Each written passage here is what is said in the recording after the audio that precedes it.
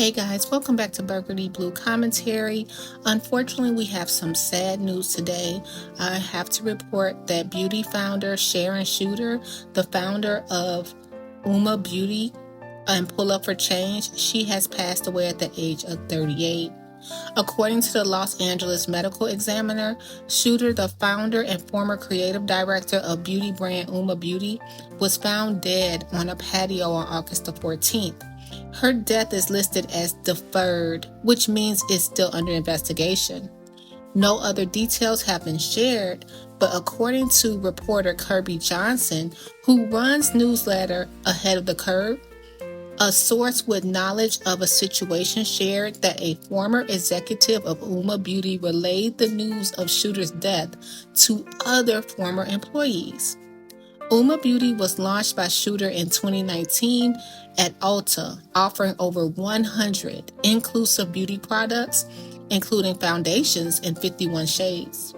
Chuter had already established herself as a name in the industry before launching her company.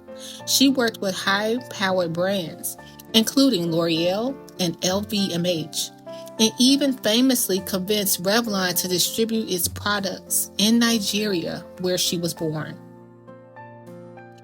Quote, "It was important for me to give my own take on inclusivity and diversity, which is simply allowing people to be their ultimate selves, and something I don't think the industry is understanding," she told WWD in 2019. "I appreciate uniqueness and stories. Who is behind the shade? What is their origin story? And what do they want? And how do we create a world that allows for these different views?" End quote. Chuter continued to make an impact beyond the store shelves when in June of 2020, she launched Pull Up for Change and the hashtag Pull Up or Shut Up initiative, which is reported by Vogue Business, gave companies 72 hours to reveal the percentage of their corporate and leadership roles held by Black employees. It also encouraged consumers to avoid purchasing from brands until they chose to disclose the makeup of their staff. Glossier, e.l.f. Cosmetics, and MAC Cosmetics were among the participating companies, per the outlet. In 2022, Chuter opened up about the campaign on the Drew Barrymore show. "I did that really to drive more awareness and shine more light to the lack of economic opportunities for the Black community, especially within the beauty space," she said. "I've always been the person who speaks up," she continued. "Whenever I see something that needs to change, I don't have it in me means to just sit out." In 2021, Chuter then launched the Make It Black campaign with a petition calling upon all major dictionaries to add the current elevated and positive use of the word Black, while removing dangerous definition. A year later, during Black History Month, Make It Black was relaunched with participation from 9 major beauty brands, relaunching their most popular products in Black packaging. 100% of the profits made from the initiative were donated to Pull Up for Change Impact Fund to be used as capital for Black-owned businesses and grants for emerging Black founders. Despite all the trailblazing work she has done at the helm of UOMA Beauty, Chuter stepped down as the CEO in 2023. Days after Chuter confirmed that she remained a shareholder in the company. In an announcement post shared to Instagram that May, Chuter revealed that she came face-to-face with a health scare that landed her in the hospital that January, and it inspired her to carve out a healthier work-life balance. "I lost 10 kilograms in 1 week. Doctors thought it may be stomach cancer, but luckily it wasn't, and I'm back. Okay, albeit forced into medical leave, which was the true story of my sabbatical," she wrote. She continued, "I only started going out again in October last year, socializing and trying to find myself again after years of literally office and home, sometimes going up to 3 days with no sleep. Building a global business with no co-founder is no easy task. Just months before Chuter's death, she filed a lawsuit against MacArthur Beauty, which was appointed UOMA Beauty's new owner following the brand's closing in 2023. Brain Trust, a venture fund that made UOMA Beauty one of its first investments, according to Forbes, and Settle Funding reports alert.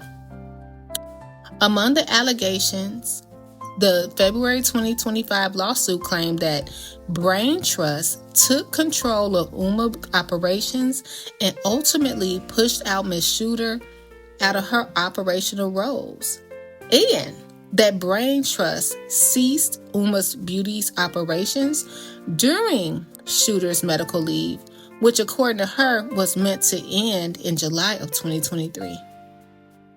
Chuter's last public Instagram post was shared on May 21st, alongside a photo of her speaking on stage at a beauty event. She wrote, "Doing what I do." You guys, our hearts and thoughts are with her family. We'll follow up. Like we said, the medical examiner basically is under investigation how she passed. And we are going to have to find out what will happen further.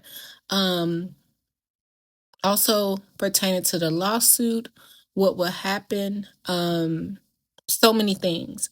So you guys, let me know if you ever try UOMA Beauty. I know I have a lot of beauty people here. That she was able to get rid of her brand and sell it and still be a stakeholder, but I guess she was really pushed out. So yeah, our prayers to this beautiful soul. As always, take care of yourself and each other, and I'll be back with more information as it comes about. Hi guys, my name is Sharon Chuter and I'm the founder of Pull Up for Change, and I'm also the founder of UOMA Beauty. I want to thank you all so much for your support of the Make It Black program, here for its 4th season and doing absolutely spectacularly well. So thank you to I woke up and found out that the founder of UOMA Beauty died at the age of 38, just months after suing the people who stole her company from her. If you don't know her name, you should. Sharon Chuter was a powerhouse in the beauty industry. She was a Nigerian-born executive who worked at L'Oreal, LVMH, and Revlon before she started her own brand, UOMA Beauty. She was known for Pull Up for Change and Make It Black, where she really forced these beauty companies to face the uncomfortable truth about representation and inclusion. At the time of her passing, she was in a lawsuit against UOMA's new owners. Her lawsuit claims that her company was stolen from her while she was sick. Let's back it up a little bit. Sharon launched UOMA Beauty in 2019 with over 50 shades of foundation.